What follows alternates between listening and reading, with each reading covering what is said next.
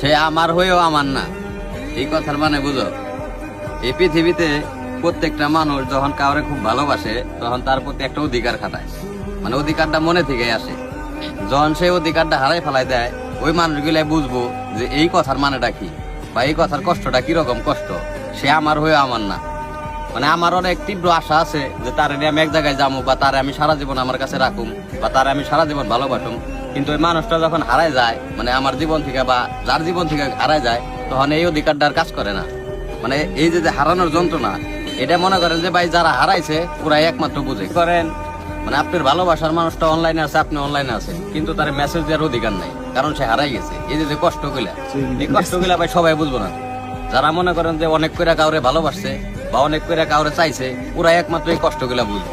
যে মানে এতটা ভালোবাসি যারে, আমার সাইড থেকে আমি ভীষণ ভালোবাসি, কিন্তু তার একটা কথা কর বা তার একটু শাসন করা বা তার একটু ভালোবাসার মতো অধিকার আমার নাই। মানে আমার ভালোবাসাটা আমার কাছেই রয়েছে, তারে প্রকাশ করা বা মানে তারে যে বুঝামো আমি যে তারে খুব ভালোবাসি, মানে ওইরকম কোনো অধিকারই নাই।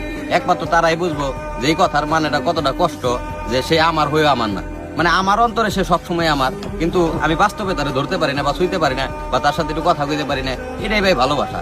এই ওয়ান সাইড লাভ গুলা না অনেক কষ্টের। একমাত্র যারা মনে করেন যে ভাই এই ওয়ান সাইড লাভ গুলা করে, ওরা একমাত্র বুঝে যে যন্ত্রণা গুলো কিরকম।